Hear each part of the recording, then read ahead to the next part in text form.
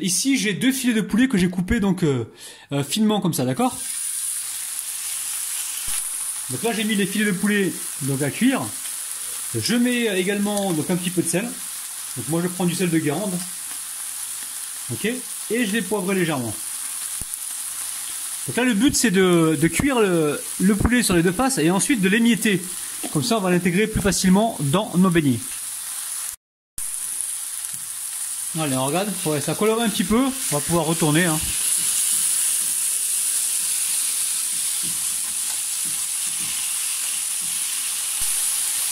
Alors une fois que c'est cuit, je retire le poulet comme ça, je le mets sur une assiette pour l'instant, hein, d'accord?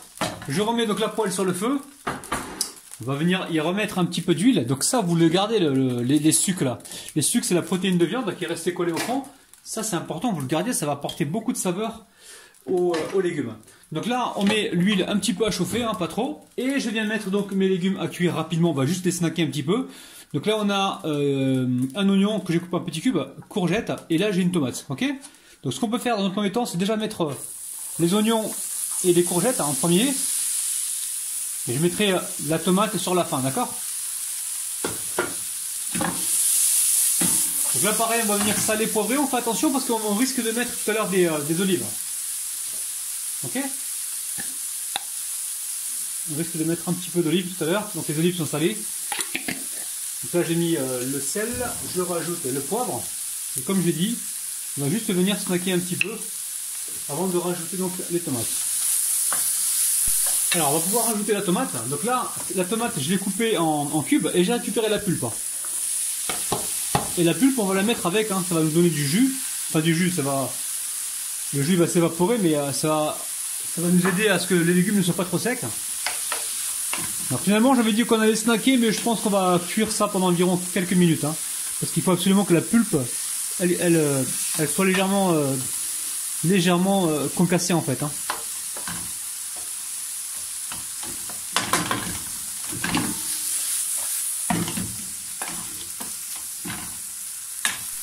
Alors vous surveillez bien hein, pendant que ça compote, que ça cuit. Ici j'ai commencé moi avec la fourchette et le couteau à détacher le poulet comme ça, hein, à l'émietter. Peut-être que je vais le finir tout à l'heure au couteau, mais il faut vraiment le hacher pour qu'il puisse être bien mélangé à la préparation. Donc une fois qu'il sera haché, on va venir ici le verser et le mélanger dans la préparation. Là ce que je vais faire tout de suite, le temps que je hache, je vais éteindre le feu pour pas que ça brûle, d'accord? Vous éteignez, ok? Pour l'instant, on éteint, comme ça brûle pas, ok? Alors maintenant je rallume. Ok. Je rallume toujours. Et vous avez vu, il marche pas l'allume-gaz, hein. Mais c'est pas grave, juste l'étincelle me permet d'avoir du feu. Ça fait 1 an que j'ai ça les amis, hein. Ah oui, parce que, vous allez vous dire, ouais, mais c'est un crevard. Mais non, c'est pas un crevard. Si on est des millions de personnes à jeter ça une fois que il n'y a plus de gaz, vous imaginez les déchets que l'on va accumuler. Et là, vous allez me dire, ouais, mais je peux le recharger. Ouais, mais c'est pareil, tu le recharges, tu détruis la couche d'ozone. Donc autant utiliser voilà ce qui reste dedans, mais ça fait 1 an et demi que ça marche, et ça continue de marcher. Hein. Ça marche très très bien. Et je sais, les voix guinéennes vont me dire, ouais, mais tu peux le recharger. Ouais, mais si tu le recharges, tu pollues encore plus. Ok? Bon. C'était ma petite minute... je prends soin de la planète. Allez, j'ai rallumé là. Donc là, normalement, ce qu'il faudrait, c'est goûter un petit peu pour savoir si on est satisfait ou pas au niveau du sel. Et ce qu'on pourrait faire également, c'est mettre peut-être un petit peu de moutarde. Mais peut-être que j'en mettrai tout à l'heure dans l'appareil à baigner, ok? Et vous pouvez également y mettre de l'ail, vous pouvez y mettre des herbes si vous voulez mettre du thym, c'est possible. Hein. Un petit peu de thym. Mettez pas trop d'herbes fraîches parce que j'ai peur qu'à la cuisson tout à l'heure elle crame. Mais tout ce qui est herbes sèches, ouais, vous pouvez, hein, faites-vous plaisir. Hein. Donc là, on va juste poêler un petit peu. Et ensuite, on va laisser complètement refroidir pour intégrer donc cette préparation directement dans la pâte à beignet. Allez, je pense que ça suffit là. Allez, j'éteins et je pars directement sur le plan de travail. Allez, une fois que vous avez débarrassé sur l'assiette, on va venir mettre ici les olives. Alors, vous pouvez le faire directement à la poêle. Hein. Ok, mais faites pas trop chauffer les olives parce que sinon, elles vont dégager beaucoup de sel. Voilà, là, on a préparé donc notre garniture qui va aller dans la pâte à beignet, hein, ok? Alors très simple, pour réaliser donc la pâte à beignet, il va nous falloir 120 g de farine. Donc j'ai mis tout là-dedans les amis, hein. J'ai pas envie de faire la vaisselle aujourd'hui. Donc 120 g de farine, j'ai mis ici 90 g d'eau ou 9 centilitres ou 90 millilitres. Ensuite j'ai mis du sel, donc le sel il est quelque part par là. Il est là le sel, il est dessous. Donc là j'ai mis une petite pincée, enfin une pincée de sel, après ça dépend, ouais, enfin une pincée de sel c'est très bien, une pincée de sel. J'ai un demi-sachet de levure chimique, environ 6 g de levure chimique. J'ai mis une cuillère à café de moutarde ici, j'ai posé un œuf, et ici j'ai de la chapelure. La chapelure c'est en fonction du jus que va dégager vos légumes. Donc la chapelure peut-être qu'il la faut, peut-être qu'il la faut pas, d'accord? Mais bon, même s'il la faut pas et que vous la mettez, vous inquiétez pas, ça marchera quand même. Hein. Donc là je mélange tous mes ingrédients. Oula, j'ai vu un truc là. J'ai vu une coquille d'œuf là. J'ai vu un truc.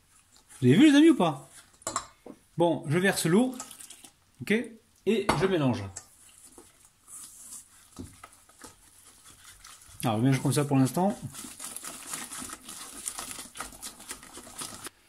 Alors, je débarrasse ma préparation dans une assiette comme ça, pour que ça refroidisse plus vite. Et je verse tout dedans. Alors, au niveau du poulet, moi j'ai mis 2 petits filets. Hein. Donc essayez de voir de votre côté. Si vous avez un gros filet, ça suffit. Hein. N'en mettez pas 2. Hein. Et là, j'ai juste à mélanger. Ok? Alors, ma pâte à beignet est prête. Donc là, j'ai la chapelure. Je vais la mettre quand même. Mais alors, ça dépend après des légumes que vous avez. Parce qu'il y a des légumes qui vont dégager plus d'eau que d'autres. Et en fonction de cette humidité que justement que les légumes vont dégager, il faudra rajouter la chapelure. Ok?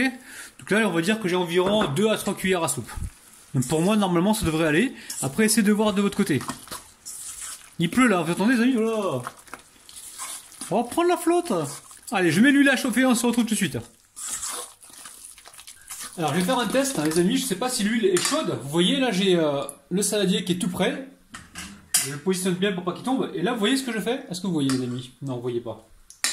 Il faut voir ce que je fais, les amis. Hein, d'accord? Là, vous voyez, je récupère une cuillère de pâte à beignet et ici avec l'autre cuillère je viens la pousser.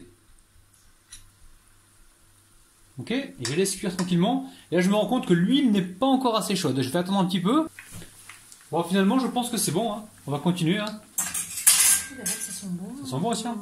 Ah ouais. Waouh. Donc là voilà. Ça sent la fleur d'oranger, non? Non, commence pas. Donc là je suis en train de pousser. Voilà, je récupère avec une cuillère des morceaux de pâte à beignet comme ça. Et voilà, je continue. On va pas trop charger hein, parce que sinon ça va faire de la bouillie, je pense. Allez, on en remet encore un et c'est bon. Alors pensez à les retourner de temps en temps, hein, ok? Là il y en a un qui est le premier qu'on a mis là, il doit être cuit celui-là. Hein. Je vais pouvoir le retirer gentiment.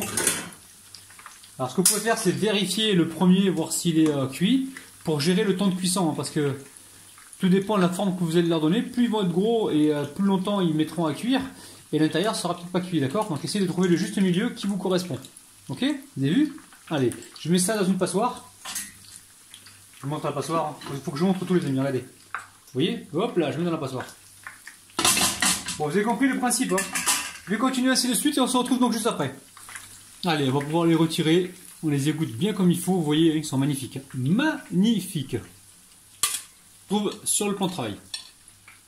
Et là, je suis sûr que vous avez envie de voir l'intérieur. Regardez-moi ça. Ça sent super bon. Allez, je monte l'intérieur parce que c'est vous, hein. Mais vraiment parce que c'est vous, hein. Regardez-moi ça. C'est dinguissime. Donc ça y est, la vidéo est terminée. N'oubliez pas les petits pouces vers le haut pour nous encourager. N'oubliez pas également de partager la vidéo, de vous abonner si ce n'est pas encore fait et surtout activer la petite cloche qui se trouve près du bouton abonner pour recevoir donc toutes les notifications.